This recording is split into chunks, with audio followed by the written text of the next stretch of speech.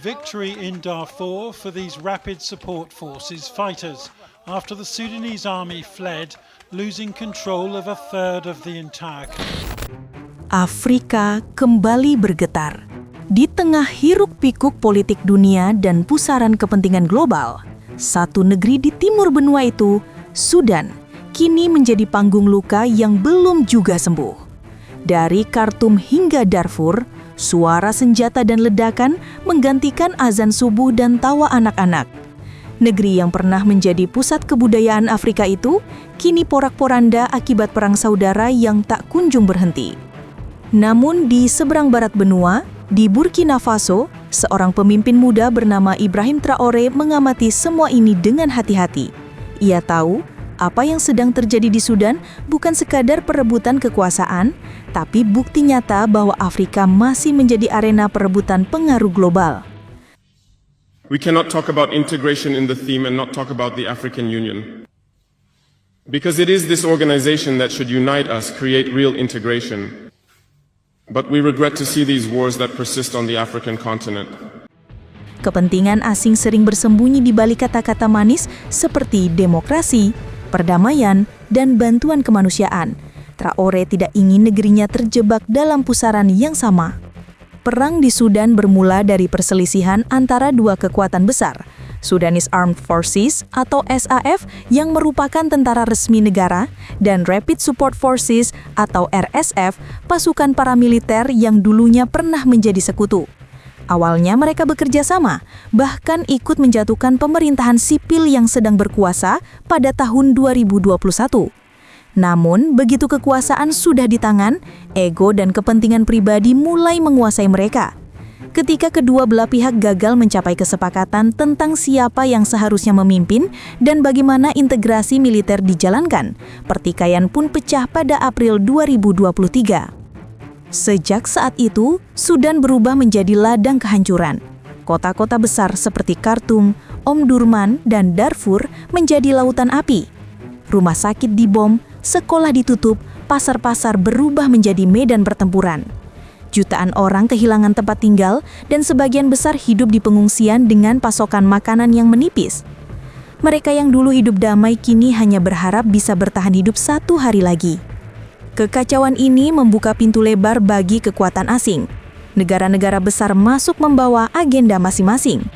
Ada yang memasuk senjata, ada yang menyebar pengaruh lewat bantuan kemanusiaan, dan ada pula yang bermain di belakang layar demi mengamankan sumber daya Sudan yang kaya. Dari minyak hingga emas, semuanya jadi rebutan di tengah penderitaan rakyat.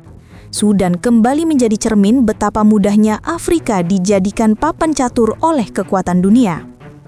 Negara-negara di Afrika menyaksikan tragedi ini dengan rasa was-was. Salah satu yang paling memperhatikan dengan serius adalah Burkina Faso. Di bawah kepemimpinan Ibrahim Traoré, negeri kecil di jantung Afrika Barat itu berusaha menjaga jarak dari permainan global. Ia tahu apa yang terjadi di Sudan bukan sekadar perebutan kekuasaan, tapi bukti nyata bahwa Afrika masih menjadi arena perebutan pengaruh global. Kepentingan asing sering bersembunyi di balik kata-kata manis seperti demokrasi, perdamaian, dan bantuan kemanusiaan. Traoré tidak ingin negerinya terjebak dalam pusaran yang sama. Traoré belajar dari sejarah panjang negerinya sendiri, bagaimana penjajahan dan pengaruh luar telah merusak fondasi ekonomi dan politik. Maka saat Sudan terbakar, ia memperkuat garis pertahanan politik Burkina Faso dengan satu prinsip, tidak ada lagi ruang bagi intervensi asing. Bagi Traoré, Sudan adalah pelajaran yang paling keras tentang apa yang terjadi ketika kekuasaan diserahkan kepada kekuatan luar. Berbeda dengan banyak pemimpin Afrika yang sibuk berpidato tentang solidaritas, Traoré memilih langkah nyata. Ia mendorong kerjasama kemanusiaan antar negara Afrika, terutama bagi korban sipil Sudan. Di forum-forum regional, ia menyerukan pentingnya persaudaraan sejati di antara bangsa-bangsa Afrika. Afrika tidak butuh belas kasihan. Yang kita butuh adalah kebebasan dan persaudaraan sejati. Kalimat itu bukan slogan kosong. Ia benar-benar mencoba membangkitkan kesadaran baru di benua hitam itu. Kesadaran bahwa masalah Afrika tidak akan pernah selesai jika selalu menunggu solusi dari luar. Traoré melihat Sudan sebagai simbol kegagalan sistem lama di mana kekuasaan lebih diperebutkan daripada digunakan untuk rakyat. Ia mengingatkan bahwa tragedi Sudan bisa berulang di mana saja jika para pemimpin masih sibuk memuaskan ego dan mengabaikan suara rakyatnya sendiri. Di tengah kepungan ancaman dan tekanan, Burkina Faso tetap berhati-hati. Traoré tahu bahwa stabilitas negaranya belum sepenuhnya aman. Kelompok bersenjata dan agen asing masih mencoba mengacaukan wilayah Sahel, dan banyak kekuatan global yang tidak suka melihat Burkina Faso menjadi contoh kemandirian. Karena itu, setiap langkah politik dan militernya selalu dipikirkan dengan matang. Ia tidak ingin Burkina Faso jatuh ke jurang yang sama seperti Sudan, di mana kekuasaan berubah menjadi malapetaka. Sikap kehati-hatian itu membuat Burkina Faso kini menjadi salah satu negara di Afrika Barat yang mulai disegani. Bukan karena kekuatan ekonominya, tapi karena keberanian politiknya. Traoré tidak takut menolak perintah Barat, tidak takut menentang dominasi asing, dan tidak takut berbicara tentang kemerdekaan sejati Afrika. Baginya, solidaritas benua lebih penting daripada citra di mata dunia. Ketika dunia hanya menonton penderitaan Sudan dari jauh, Burkina Faso justru mencoba menjadi bagian dari solusi. Traoré menginstruksikan agar negaranya ikut menyalurkan bantuan kemanusiaan meskipun terbatas. Ia menegaskan bahwa setiap bangsa Afrika harus saling menopang karena jika satu jatuh, yang lain akan ikut terseret. Jika Sudan hancur, Afrika kehilangan sebagian dari jiwanya, ujarnya dalam sebuah pertemuan regional. Lebih jauh lagi, Traoré memperluas makna solidaritas itu dalam konteks politik. Ia mendorong pembentukan blok negara-negara Sahel bersama Mali dan Niger untuk melindungi diri dari campur tangan luar. Baginya, kerjasama ini bukan hanya soal keamanan, tapi juga cara untuk mencegah tragedi seperti di Sudan terulang kembali. Afrika harus punya mekanisme pertahanan dan diplomasi sendiri, tanpa bergantung pada kekuatan asing. Sementara Sudan masih terbakar, Burkina Faso mulai membangun identitas baru, Afrika yang berdiri di atas kakinya sendiri.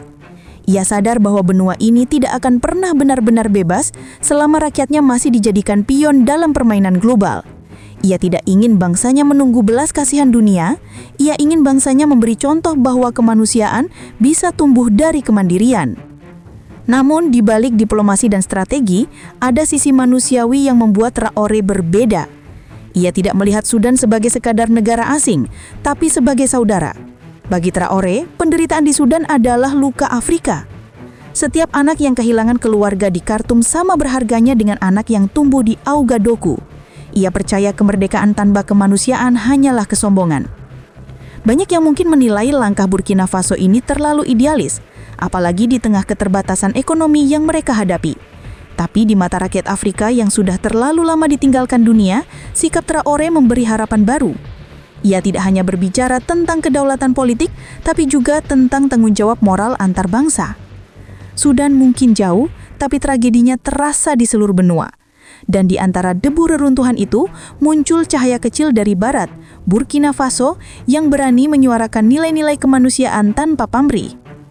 Dalam banyak hal, apa yang dilakukan Traoré adalah bentuk revolusi yang lebih halus, revolusi kesadaran, bahwa Afrika tidak harus menunggu penyelamat, karena penyelamat itu bisa lahir dari dalam dirinya sendiri.